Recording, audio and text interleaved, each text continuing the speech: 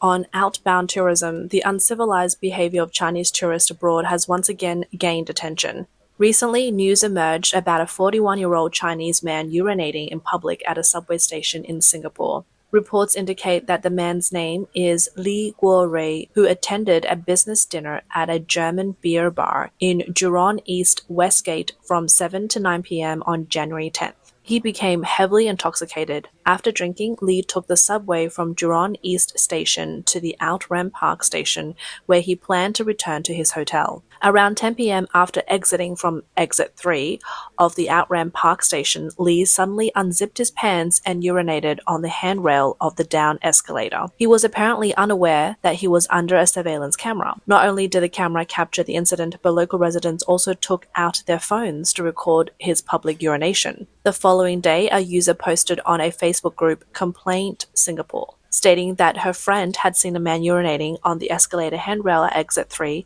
of Outram Park Station on the evening of January 10th. A companion at the scene said that the man noticed people were watching and quickly took the elevator to leave. The user reported that after he left, the escalator handrail was found to be covered with urine. On January 12th, the Land Transport Authority LTA issued a statement saying that the staff from the managing company SBS Transit had quickly cleaned the affected area and reported the incident to the police. On January 14th, Li Guorui was convicted of public nuisance and fined 2,000 Singapore dollars, nearly 1,500 USD, or faced 10 days in jail as an alternative. Following the incident, the LTA and the public transport industry strongly condemned such antisocial behavior, as it not only damages public spaces but also impacts passengers' health and hygiene. Many expressed their outrage, calling the incident unacceptable and ridiculous. However, they may not realize that public urination by Chinese citizens has become an increasingly common issue. In the summer of 2024, a Chinese man was caught on video in an elevator of his building, suddenly removing his pants to relieve himself, and then leaving without wiping himself. Notably, a woman was also in the elevator at the time, but he showed no attempt to hide his actions. Later, the building management approached the man, but he casually responded that he had to defecate urgently. He even asked the building manager, "Don't I pay management and cleaning fees?" This type of behavior is not limited to men. In March 2024, a well-dressed woman in her 30s was seen promptly defecating in an elevator and simply left without cleaning herself. Her casual actions shocked onlookers. However, some pointed out that this kind of behavior is actually quite common in China. According to Long Ji-soon, a professor in the history department of University of Memphis, the root cause of the lack of basic public manners is a casual approach to training children's toilet habits in China. In the old days, children were often dressed in split crotch pants, allowing them to relieve themselves anywhere at any time. People raised with this practice may later feel no hesitation about engaging in behaviors like blowing or picking their noses, rubbing dirt off their bodies, farting in public, spitting bones on the table, treating public spaces as trash bins, and breaking rules. In recent years, uncivilized behavior by Chinese citizens has become a recurring topic in the media. In addition to public urination, other malicious behaviors has also been exposed. According to an online video, a man known as Tao Ge and a woman caused a disturbance at a restaurant in Japan, forcing other diners to leave. Yesterday, I saw someone post a video. This restaurant, run by Japanese people, is called Shi Tai Ho, Empress Dowager. They put up a sign outside saying that Chinese and Koreans are not allowed in. Let's go check it out. After entering the restaurant, the man questioned the owner about why Chinese people were not allowed to eat there. The owner responded that they were simply not allowed, as clearly stated. The man then said, "Isn't this Chinese cuisine? If you're so capable, open a Japanese store instead of a Chinese one." Did you see that? They've taken shamelessness to the extreme. This guy is the first to complain. He called the police first. Is there any justice left? Is there no morality? Today, we're definitely going to teach him a lesson. Did you hear that, girl? I think all of our fellow countrymen, anyone who saw this would be angry. Even someone as calm as me can't take it today. Tell Ge I want to take that sign down. As long as we don't break the law, we'll figure out a way to handle it. Look, everyone, let's see what the Japanese are eating. They're eating our Chinese fried rice. The man continued, claiming that some of the customers spoke to them in Japanese, trying to kick them out. It seems that those Japanese locals were warning, "Don't come to this kind of restaurant again, do you hear me?" As the situation unfolded, the police arrived at the scene. The Chinese woman began complaining to the officers but was persuaded to leave. These two Japanese people, they're obviously supporting their own people, but we're just telling them the truth. We're eating here and they're kicking us out. They can't say that, right? Can they? Chinese lawyers, Brothers and sisters in Tokyo, if you have any backbone, let's organize. Taoge will lead the way and will shut that place down. They claim it's Chinese cuisine, but won't let Chinese people eat there? Talge, what do you think we should do next? This is like a dog biting us. We can't just bite the dog back. We need to whip it. Remember, if there's no trouble, we don't cause it. But if trouble comes, we're not afraid of it. If he really doesn't know how to act, we'll teach him. Friends, if this were you, what would you do? Give me some advice. In the comment section, some people express approval, saying, "You two are really good people, role models for Chinese people, thumbs up." Others commented, "It would be better if our restaurant didn't let Japanese people in either." However, some voiced criticism, saying, "If they don't serve you, then don't go there. There's no need to seek attention just for the sake of views. It's a bit too much. Face and respect are earned, not demanded." Due to the impact of the incident, the restaurant owner had to close for adjustments. However, after reopening, the signs that previously prohibited entry were replaced with slogans like 8964, Hong Kong Independence, and a picture of Xi Jinping. The use of China's magic to drive away Chinese little pinks was praised by many Japanese internet users and successfully stopped further trouble from the Chinese little pinks. However, Tokyo Adachi Ward Councillor Makoto Matsumaru does not seem willing to let these Chinese influences disrupt Japan's social harmony for the sake of online traffic. He called for the Japanese police to protect the safety of the restaurant and shield it from harassment by other Chinese individuals. In January, a dispute occurred on the Tokyo subway after a Chinese tour group occupied priority seats. According to eyewitnesses, a group of 2 men and 3 women quickly took the priority seats after boarding and placed their luggage on other empty seats. This behavior displeased a male high school student who used English and gestures to point out that this was inappropriate. However, the tourist ignored him and even surrounded him, intimidating him. Despite his tall stature, the student appeared somewhat intimidated by the group's size. Just as the situation was about to escalate, a man in his 60s stepped in. He first asked if the student was okay and then sternly rebuked the tourist influent Chinese for their inappropriate behavior. Meanwhile, other passengers, including a Chinese resident in Japan, also stepped in to support him. The tourist, however, became agitated and even pushed the elderly man. To prevent the situation from worsening, some passengers suggested that station staff intervene at the next stop. When the train arrived at the next station, staff are already waiting on the platform and warned the tourist in Chinese that if the trouble continued, they would call the police. Hearing this, the tourist quickly changed their attitude, apologized, and left the train. It was later revealed that the elderly man who intervened was actually a restaurant owner near Ginza. He frequently interacted with foreign tourists and had become accustomed to various cross-cultural conflicts.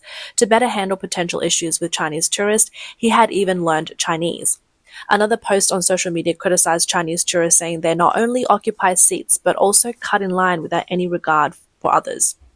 On October 1st, 2024, a Hong Kong man posted on social media platform Threads, sharing an experience where a mainland Chinese couple cut in line while he was waiting to buy ice cream. He described how he was patiently waiting with his family despite the long line, and although his family was thirsty and eager for ice cream, he was willing to wait, and repeatedly telling the Hong Kong man to shut up, to which he responded, "Why should I shut up? Who are you?" During the argument, the staff at the ice cream truck intervened, loudly asking who hasn't been in line. After several witnesses pointed out the couple, the staff immediately declared, "You can't buy it, go back to the line."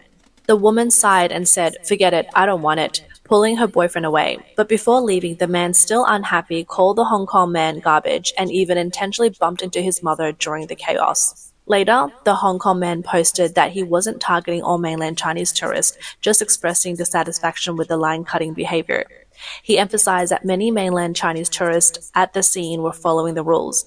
Many people supported his stance, discussing the situation, saying it was right to shout at them, and it's unacceptable for those who cut in line to be the first to complain. Many also praised the ice cream truck staff for their decisive and just actions, believing that if they hadn't intervened, this disorderly behavior could have gotten worse. In early 2023, a video of Chinese tourists fighting over merchandise at the Galeries Lafayette in Paris went viral.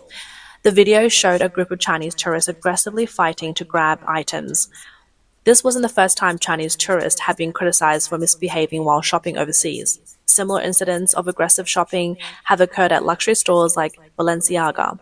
According to Bain and Company's 2023 Global Luxury Goods Market Study, mainland China remains a major driver for global luxury consumption. However, the strong purchasing power contrasts sharply with the negative image of Chinese tourists, often criticized for their lack of civility. For example, in some countries, Chinese tourists have been labeled as noisy, disorderly, and uncivilized. One person even listed several examples of uncivilized behavior among Chinese tourists, including littering, fighting for seats on buses, cutting in line, removing shoes and socks in public, overeating at buffets, arguing aggressively in disputes, squatting on the streets, and allowing children to relieve themselves in public spaces. Many Chinese internet users signed over the country's decline, lamenting the loss of its once strong moral values, claiming that the land of etiquette no longer exists. However, some experts argue that when discussing the rude behavior of Chinese people abroad, it's important not to simply blame individual moral failings. When incivility becomes a widespread phenomenon, then taking on certain group characteristics, its social, cultural, and political roots need to be explored.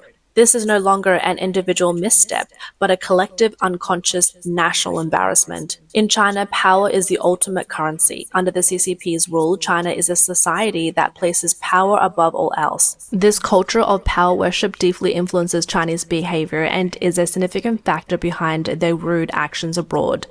These incidents reflect a disregard for rules and a blind belief in power. Under the CCP rule, power not only signifies wealth and status, but also the ability to disregard rules. In recent years, corruption among officials has surged, with power broker deals and power money exchanges becoming societal norms. According to data from the Central Commission for Discipline Inspection and the National Supervisory Commission, 639,000 cases were filed by national disciplinary and supervisory authorities in 2022, with 610,000 people punished. These numbers only scratch the surface. In this power-dominated societal environment, ordinary people are also affected, leading to a warped value system steeped in nepotism. This worldview encourages disregards for rules and idolization of power, which are key factors behind the rude behavior of Chinese people abroad. This disregard for rules can also be tracked back to the Cultural Revolution. During that time, slogans like "Destroy the Four Olds" and "Revolution is Justified" gained prominence, severely damaging traditional morals and behavioral norms. During the Cultural Revolution, relationships between people became shaped by class struggle, and social order was disrupted. Many people developed habits of lawlessness and doing whatever they pleased. Although the Cultural Revolution ended years ago, its negative impact on Chinese society's morals still lingers, with some people's behavior still carrying its mark. However, some Chinese people have blamed these criticisms on Western prejudice and even considered them part of a Western conspiracy to defame China. Any criticism of China or Chinese people is often labeled as anti-China, leading to large-scale online attacks and boycotts. Experts emphasize that this action is not accidental. A major reason is that information from Chinese state media are so deeply ingrained by Chinese society that many people do not trust the real reports from Western countries about China. In recent years, a Chinese government censorship and control of the internet have become stricter. According to Freedom House's Freedom on the Net 2022, China has ranked at the bottom of the Global Internet Freedom Index for the 8th consecutive year. In the 2023 World Press Freedom Index by Reporters Without Borders, China ranked second to last in terms of press freedom, just ahead of North Korea. As a result, when lies become the norm, moral decline becomes inevitable. Under the CCP's information control, China's internet is flooded with false information and propaganda. The public struggles to obtain real information and cannot freely express opinions. This environment has led to a decline in the cognitive abilities of Chinese people and a distortion of moral values. In a society full of lies, people's sense of right and wrong becomes blurred, moral boundaries continue to erode, and rude behavior becomes unsurprising. Additionally, this uncivilized behavior of Chinese people also exposes the flaws in China's education system. Under the pressure of exam-oriented education, schools and parents generally prioritize students' academic performance while neglecting the development of moral and character education and behavioral norms. Many schools invest most of their time and energy into academic teaching, while moral education is merely formal and lacks effectiveness. This tendency of focusing on intellectual education and neglecting moral education has resulted in many students lacking basic etiquette and a sense of social responsibility. Moreover, China's moral education has long been lecture-based, focusing on instilling moral norms without offering practical experiences. This teaching method makes it difficult for students to internalize moral standards and apply them in their actions. As a result, many students may perform well in school but exhibit uncivilized behavior in society. Sadly, political education always occupies a central role in China's education system. From elementary school to university, students must learn numerous political courses, receiving indoctrination on patriotism and collectivism. From the young pioneer ceremonies in elementary school to military training in university, China's education system is filled with political symbols and ideological indoctrination.